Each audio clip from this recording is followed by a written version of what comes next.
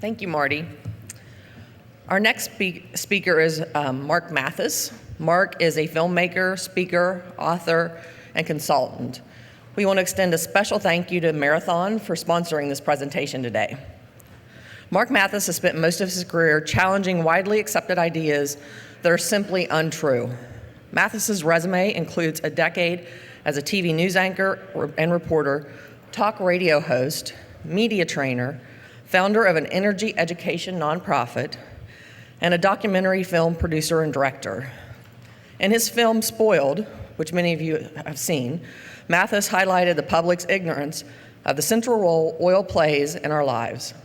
Mark's new film, Fractured, exposes how language is used to dangerously deceive us about the most essential component to the function of the modern world, energy. Mark is also the author of Feeding the Beast, Media Beast, published in the US, India, China, Russia, and Korea. And as a person in government relations and Susan Farzadeh at our company in community outreach, it's so critical as an industry that we know how to talk to the public. We're the ones that have the credibility with the public. They respect the fact that we work in this industry every day. So I'm very pleased to present to you Mark Mathis.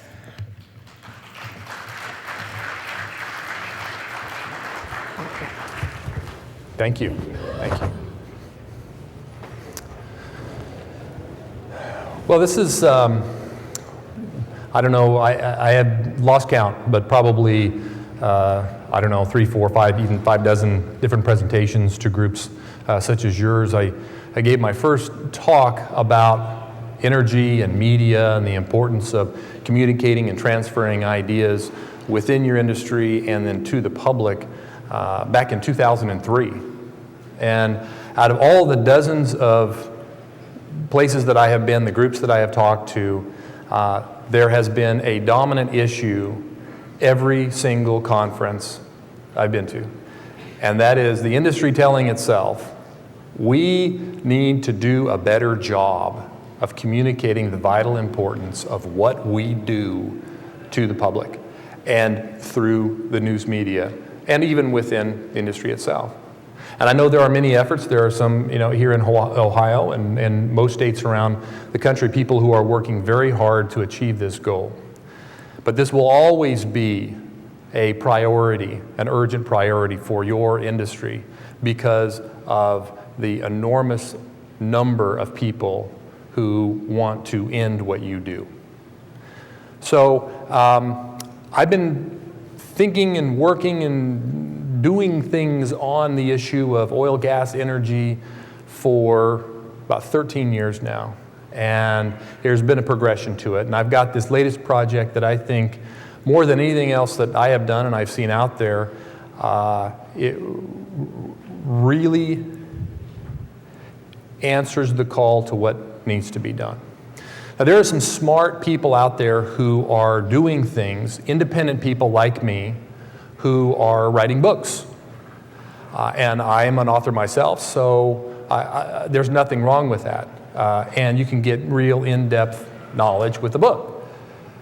However, this is the 21st century, and the number of people who are reading books, good books like these, recent successful books, is vanishingly small. It's just not an effective way to engage the public. And so you've got to be much more creative. And I've done something creative, and I'm doing it as an example, and I hope that in your efforts you are much more creative as well. The issue that I focus on is language, because language is so critically important as to how we run our society. I mean, language, fundamentally, this is how we form ideas about everything. And ideas then result in our destiny. And if the language is wrong, that's a problem, because then people start believing things that are demonstrably untrue, easily to be proven to be untrue, but they believe them because the language is wrong. And where this started was with my first film, Spoiled. And we did a lot of things in Spoiled, but at the core of the film, we really pushed on one thing. In the year 2006, former oil man George W. Bush told America that it was addicted to oil. Addicted. Language. You're putting a word addiction next to the most vital component of the modern world. Period. Nothing else comes close. That is crazy. Addictions, by definition, destroy lives. So when you think addiction, you think what? Heroin, or cocaine, gambling, problematic things that destroy lives. Is this the right word to associate with oil? So we make the case in Spoiled that no, that's ridiculous. We're not addicted, but we are spoiled by all of the incredible things that oil does for us that enable us to live our lives the way that we do. And so as I was taking this film around the country in theaters, making presentations such as this one, I started thinking more deeply about all of the different words and phrases that we use when we talk about energy. And shockingly, even to me, somebody who has spent his life communicating ideas, I discovered that almost every word that we use when we talk about energy is wrong. Wrong. Wrong in a way that leads us to believe things that are untrue, especially in a negative way. And so all of the words that you see on the screen and many more that we cover in the film are wrong. So I'll just take one. If I was to say right now, tell me, what's clean energy? What would you say? Very good. Natural gas we hear over here. Clean energy, absolutely. But most people, if I'm in the public, what are they going to say? Let me ask it that way. Solar and wind. Clean. Well, wait a minute. How do we define clean? Clean because it's not carbon-based? Says who? What's the definition? So in Fractured, we say, okay, how do we clearly, rationally define what is clean? Well, I define it. An energy source that provides substantial amounts of energy and actually makes the environment cleaner or better as the result of using it. That is the proper definition for clean energy. And under that definition, coal, oil, gas, nuclear power, hydro, all clean. Wind and solar, nope. They don't provide substantial amounts of energy. It's weak, intermittent, unreliable energy, and they don't make the environment cleaner as a result of using them. So you see, a basic term that we have used countless times is wrong, and the public just buys into it. That then ultimately leads to a greater deception. So I'm going to show you here a short trailer from our film.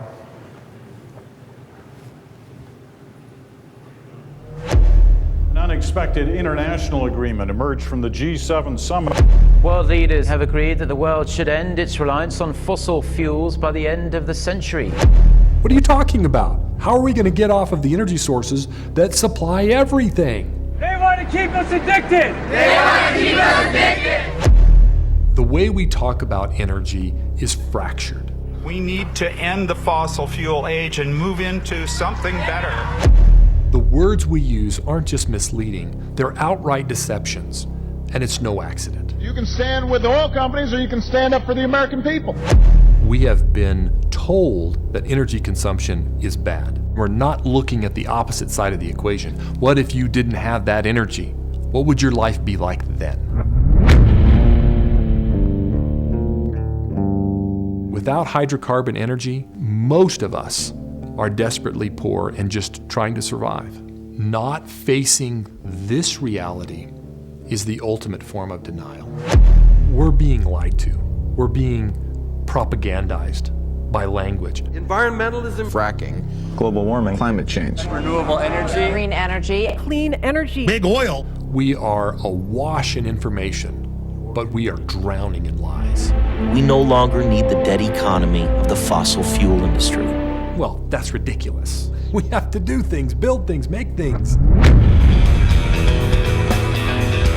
If people started challenging the words and the phrases that other people use, we could correct this thing. Energy is good. It makes your life good. And I will not let somebody try to shame me into thinking I'm bad because I use energy.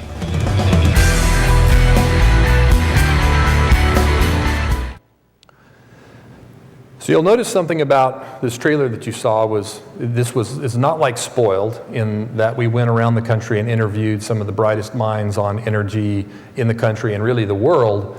You just saw me talking. Well, there's a reason for that, is I'm like you, in your business, you have to be creative. You have to constantly think about how you can do something when you have limited resources, like you do right now. So I was not able to raise enough money to do this film in the traditional way. And so I was able to raise a small amount of money, and I said, you know what, I want to do this film anyway, this is important.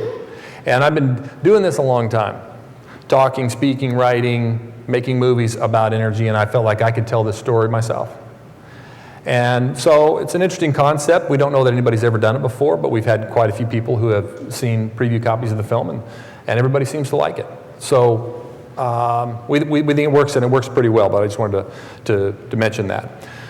So let's talk about language. And this phrase that you're hearing now all the time. I was watching the Big Bang Theory the other day, and Howard says, "What the frack?"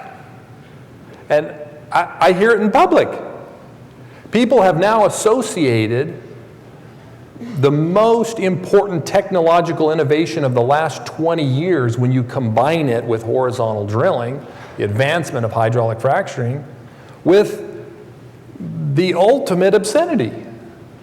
This is the people who want to end you and what you do. This is how creative they are. They take the language and they use it against you. There's no way to flip this one. This one is out in the public and it's there. But what we can do, and we do in the film, is point it out. Point out the deception. Point out what's going on here. So here's a short clip from the film. For people who don't even know what fracking is, tell them what the definition of fracking is. Keep it clean. Yeah. It's hard to keep it clean. With a name like fracking. When you hear that word, frack, it's an aggressive, negative word. This is an F and some dashes and a CK. It's being compared to, it's like the mother of all obscenities. Oh, fudge. So please don't frack my mother. Don't frack me! Don't frack me! So that's what's out there. Now, you're all familiar, I'm quite certain, with the film Gasland and the abomination that came after Gasland 2. And you know that these films should be classified not as documentary, but as fiction, because they've been wholly and completely debunked. And so I actually had somebody ask me, "Oh, what do you got Gasland in this film for?" This image has resonated. This is a famous money shot that the environmental left, I shouldn't have said environmental, I'm trying to train myself not to say that word, but it's hard after a lifetime. The anti-energy activist lobby has put out there, and it is famous, and this shot has convinced people that hydraulic fracturing pollutes groundwater. In spite of all the best efforts that have been done, a fine film, Frack Nation, made to completely debunk this film, Gasland. But this image is so pervasive and persuasive to people that it must be debunked at every opportunity. Whoa, Jesus Christ. When you look at the money shot of Gasland, it's a guy who's lighting his sink water on fire. So, wow, that's a pretty scary image. But the truth of the matter is, this man's water well was drilled through a formation that contains naturally seeping methane gas. And they've known about it for decades. It's probably been leaking for thousands of years. Colorado regulators came in and investigated and said, no, this flaming faucet had absolutely nothing to do with hydraulic fracturing. Then there was Gasland 2, where the filmmaker featured a man who was lighting a garden hose on fire that was supposedly hooked up to a water line. But in fact, it was proven in a Texas court that this hose was hooked up to a natural gas vent. So this was a complete lie that the filmmaker presented as evidence that hydraulic fracturing was polluting this man's groundwater. So these are highly emotive images that are simply untrue. So back to language. Here's a phrase that we have all said countless times that I want people to, at the very least, if they continue to say it, to think about what it says, what it means, and what the implications are of it. Fossil fuel, what's wrong with that? Well, let's break it down. Does it make sense? 2 words, fossil. When I say fossil, what do you think? Dinosaur, ancient, old, has nothing to do with your daily life, is a fossil. Is that a description, a good one for oil, gas, and coal, which is the most dynamic form of energy that enables us to move and do everything that we do? It is the complete opposite of a fossil. Now, okay, it was formed over, a millennia, but that doesn't make it a good descriptor. It's a horrible descriptor. Second word, fuel. Well, if you get outside this room, you get into the public and you say, okay, fuel, what's that? Fossil fuel. Well, it's gasoline in my tank. Is that it? That's about as far as the public's thought process goes. It's just fuel in the tank. Well, it's so much more than that. So I have come up with an acronym that I hope will catch on.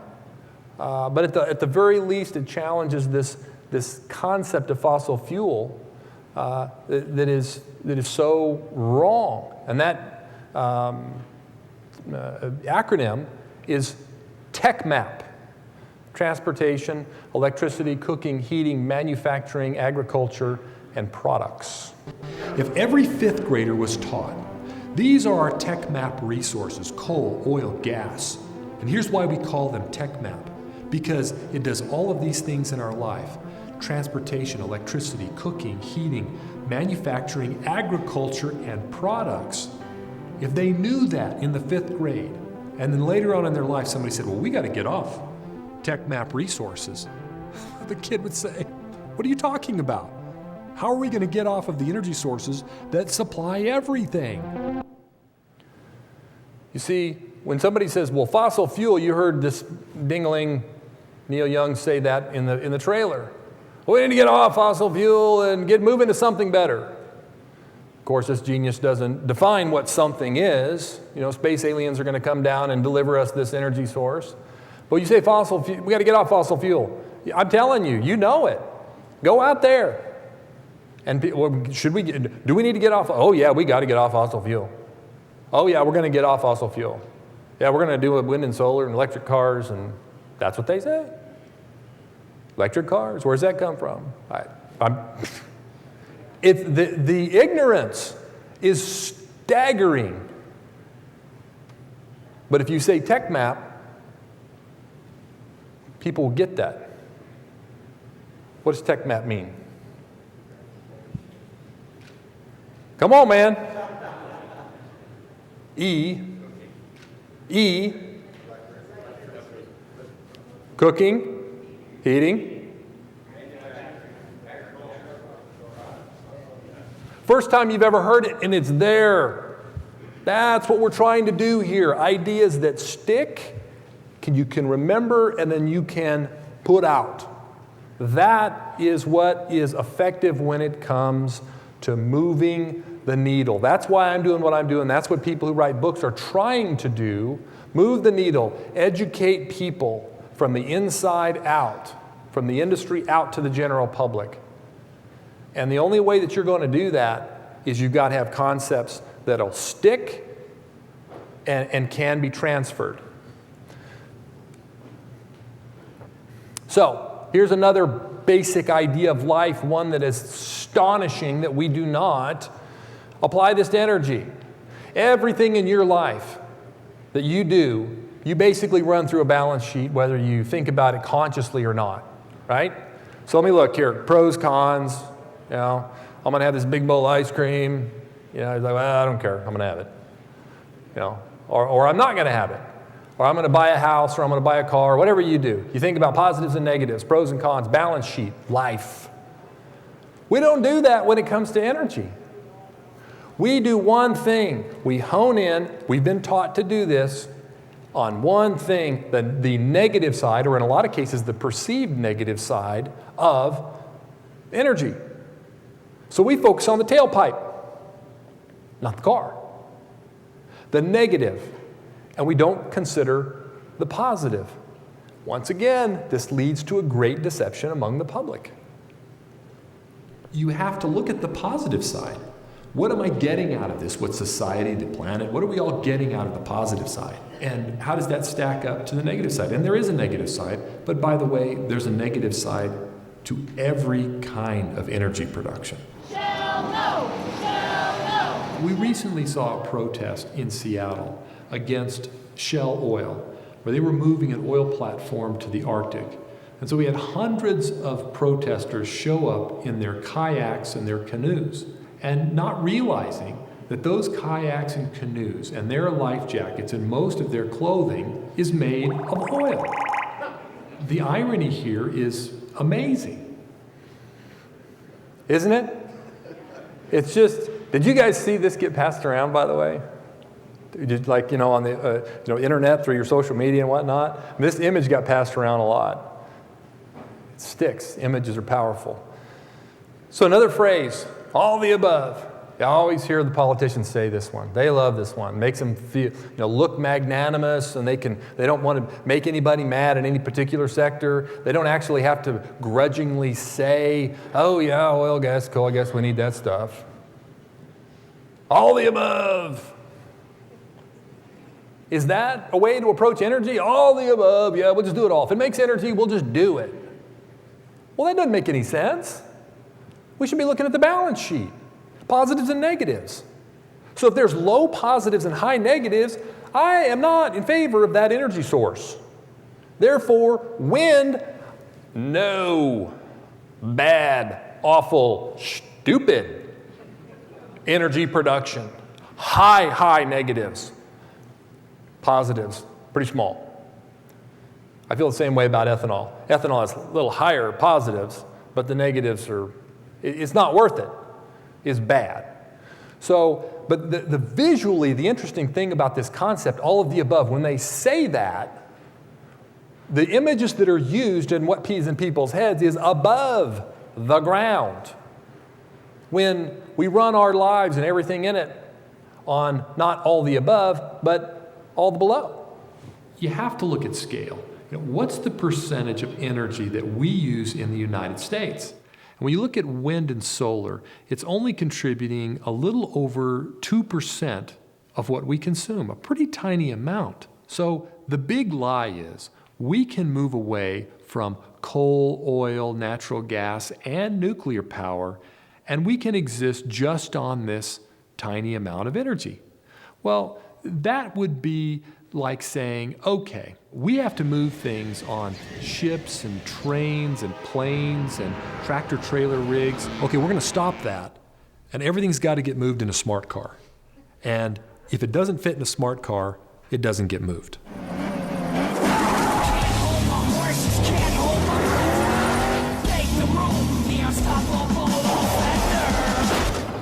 Well, that's ridiculous. We have to do things, build things, make things. That's what all of the below resources do. And we're not going to fit our lives into a smart car. How about these smart cars? Have you seen those? How smart do you feel? Looking out your sunroof at the underbelly of an 18-wheeler. You make a wrong turn, you're into the wheel. In my house, we've been calling those smart cars dumb cars for a long time. You got to be out of your mind to get in one of those things. Give me my SUV. So we talk about different concepts in the film, once again, back to the balance sheet, and we show physical comparisons. Look, what's the impact? What's the negative on resource production that comes from, say, natural gas and wind power, and showing that relationship.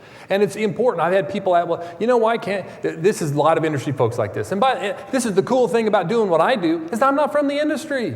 I'm just here to tell it like it is. But a lot of you guys are like, oh, I'm kind of nervous about saying wind sucks, wind blows.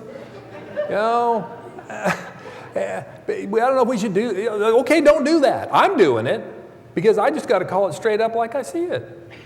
And because people are thinking that these ridiculous monstrosities are going to be helpful to us.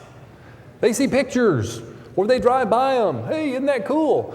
You want to see how cool those things are? Stand in near one for a day and see how cool you think they are with the noise and the flash and all of the negatives that are associated with it.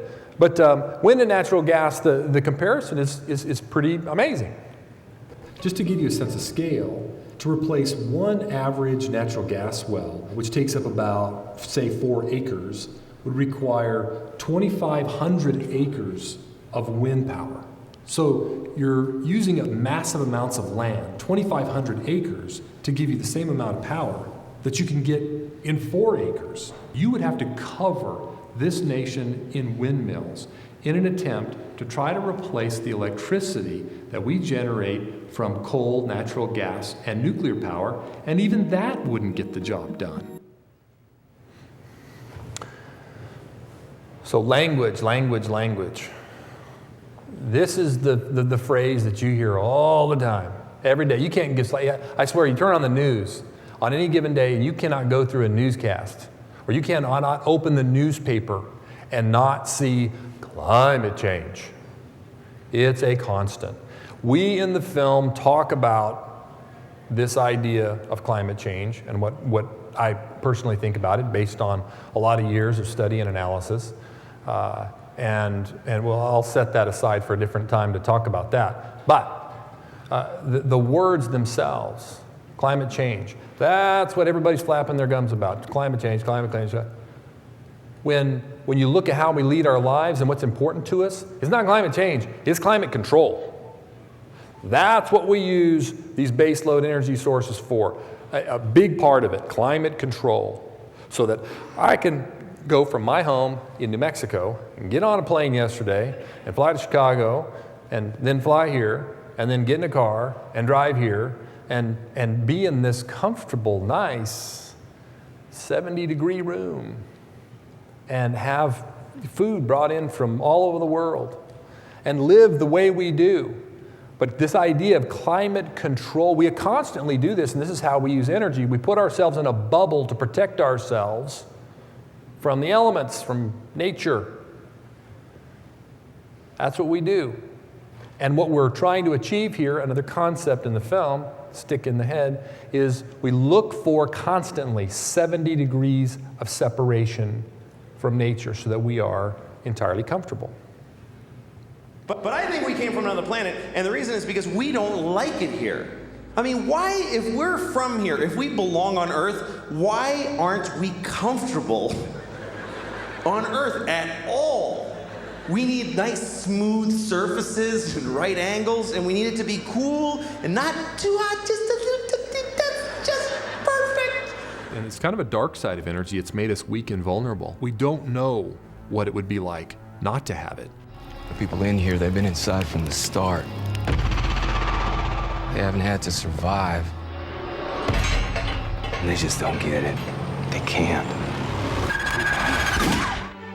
This is sort of what apocalyptic movies are all about, is how would we adjust if suddenly all this stuff that we depend upon is gone? We don't have air conditioning. We don't have a way to quickly and easily get from point A to point B. We don't have food in supermarkets waiting for us. What would that be like? We're fascinated by it because we know the results would be horrific.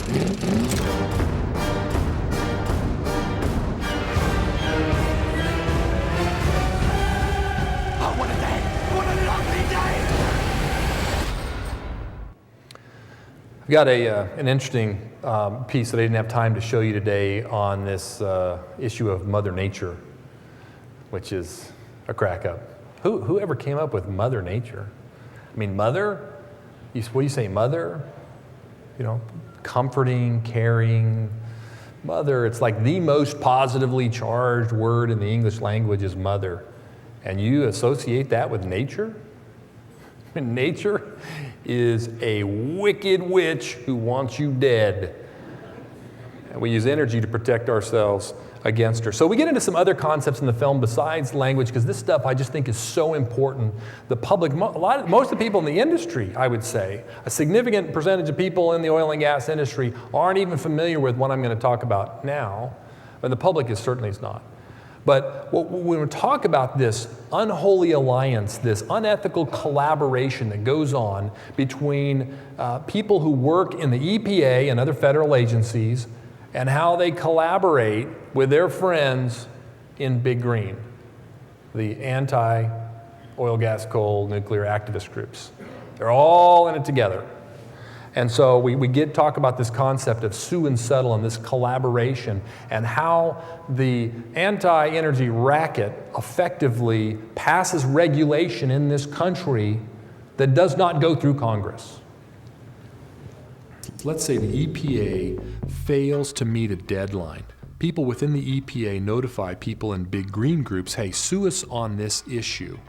And the EPA should defend itself against the Green group, but they're all buddies together anyway. So what they do is they move to a settlement, and then the industry that's affected and the public and the states affected don't even find out about it until it's filed in court. This circumvents the normal process of rulemaking and circumvents the state's authority to decide what the regulations are in their state to comply with the Clean Air Act. Then when they settle that issue, those lawyers for the Green groups have to be paid. Well, guess who pays those lawyers? We do. So we're paying the Green group's lawyers for the right to sue us and to settle and to create new expensive regulations for all of us to live under. So this is costly, super costly. And we get into that a little bit later in the film over the past 5 years, and how much it's draining from our economy. Unnecessary federal regulation is sucking the life out of this country. We also talk about a concept called secret science. And you may not have heard of this one, but this is where the EPA and other agencies, they do conduct these studies. They take our money, conduct these studies, and then they say, okay, well, the clean air standard, clean water standard, we've got to do better. We're gonna take more particulates out, or we're gonna do this or do that. Well, okay. Well, let's see if that's necessary. There's a point of diminishing returns, where you start trying to clean stuff to the point where you're spending an enormous amount of money to get almost no benefit, a microscopic kind of benefit, if that. And that's what's happening in this country, especially when it comes to clean air policy. Well, we want to see that science. And so you have groups that are suing and saying, hey, we want to see that science. Congress is asking to see that science. And you know what the EPA is saying? I don't know what's going on in this country. What is going on in this country? We have a Congress that they're supposed to be, we the people. But then you can have a federal agency that just says, go screw. This is crazy. The public has no idea, and actually a lot of people in the industry have no idea this is going on. So it's so important, we just really felt like we needed to put it in the film. What I want you to understand, what I've done in this film, and what I want you to put in your mind for all of your efforts that you do is, man, I mean, this fighting fire with fire is what you got to do.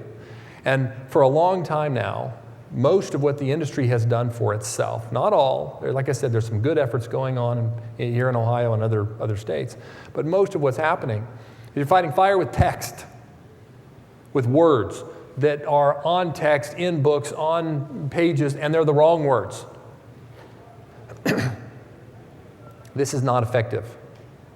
I'm all about being effective, moving the needle. And a lot of this, and I get it. The truth, the facts, it takes more explaining to do than an emotive image. And so you have to do some explaining, but you have to do it in such a way that it's creative, it's innovative, and it moves the needle, and it gives people an image that stays in their head, like this canoe image. This is a lot like the flaming faucet image, only on the positive side. This just shows the ignorance and the hypocrisy of these Looney Tunes. And that's what works. Highly emotive images. And so I want to talk one more time about, and I'm not picking on Alex Epstein's book, which is actually quite a fine book. I've read it. How many of you? Okay, cover to cover. I say, whoa, well, I read 3 chapters. And most of you folks, know, aside from these few pretty ladies in here, most of you guys are like me, man. You're a lot of gray hair. Okay? The newer generation is not flying. That's not how they communicate. So these books are important. They're good. I want them to keep getting written by smart people. But as far as moving the needle and being an effective communicative device that pervades your industry and reaches out to the public, that is not an effective thing. At 100 books, you might not have 10 that actually get read cover to cover. Whereas if you have a movie, a compelling movie, people will watch that. They watch it in groups. They pass it around. We saw this was Spoiled. They have group showings. We showed it in theaters. And then if with our new one, we expect to be doing a deal with Netflix, and you'll be able to see it on the internet. This is how you make these things happen. The thing that we did in this film that I am so proud of, that I think is the way we built it from the very beginning. It's actually much more effective than my original film, Spoiled, and it's certainly more effective than all these books that have been written, is that okay, here's the information. You consume it, whether it's reading in a book or watching a movie. Then what do you do with it? That's been the problem. What do you do with it? Oh, yeah, it's interesting, yeah. And then it just goes away. We built this thing specifically so that people would actually have something to do, a solution, a call to action. Take these words and phrases and use them in your discussions with coworkers and other people that you know. Send it out. Create a meme. And by doing it in the way that we've done it, with this language, with the creative way that we present it, it's stuff that is able to stick in your head. But I'm telling you, especially for the future generations, it had better be on a screen, and it better be memorable and transferable, viral from person to person. If it doesn't fit those 3 requirements, it is not going to be effective. And with the sort of younger generation in mind, the way that we built this film, in segments, so that we could, depending on what we do with Netflix or other distribution, we will put some stuff out on the internet, on YouTube. We may wind up putting the entire film out on YouTube, where people can consume stuff in small bites. Yeah, okay, I'll commit to 3 minutes, 2.5 minutes. I'll do that, 4 minutes. I mean, watch your kids and grandkids and how they consume information on their pads and phones. That's how they do it. Oh, a 92-minute movie. Even if it's a good movie, it's entertaining, it's funny, it's interesting. Well, if you're trying to pull them in that way, you've got to get them in bit by bit. And if they can watch 1, 2, 3, 4, 6, holy cow, that's interesting stuff. I realized that, man, people are lying to me. I've been duped. People hate to be lied to. People hate to be duped. It makes them mad, and it should. You start drawing them in, pulling them in. That's how you have to do it. And so we sort of did 2 things at the same time. Small pieces on the arc of the film, one segment building on the other, but also you can take each segment and it completely stands alone. So we think this is innovative and something that should be done widespread for this newer generation. We have a crowdfunding deal going on right now with Indiegogo at fracturedthemovie.com. We're raising money for marketing for this film. So people are coming in, they're actually making pre-purchases of DVDs and making contributions, trying to help us out in our quest And this film is going to be released here in about 3 or 4 weeks, but because I came here to speak, and because I love the OOGA and Marathon Petroleum for sponsoring this, I actually brought DVDs. And even before the crowdfund people, you can get a copy of this film. And I actually brought a handful of copies of Spoiled as well if you haven't seen that. So let me check my time here, see if we got some. Yes, we do definitely have time for questions, and I would love to answer them. Yes, sir.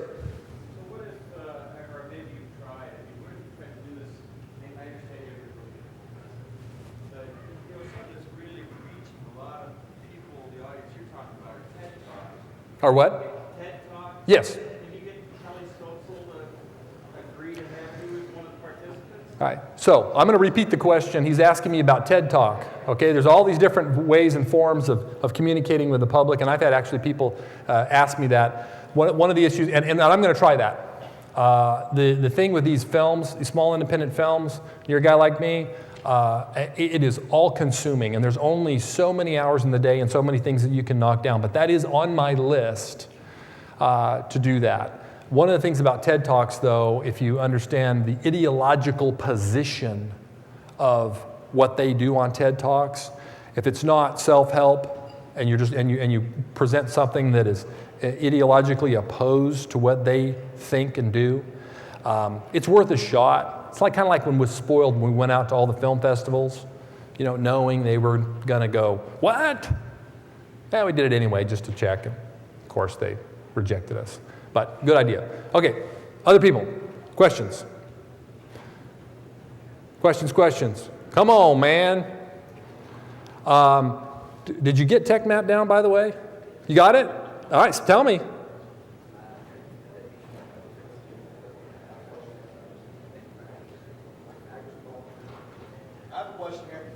Products.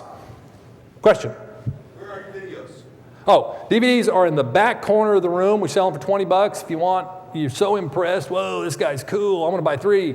We'll sell them to you for $50. Like I said, we got a handful for 3 of them.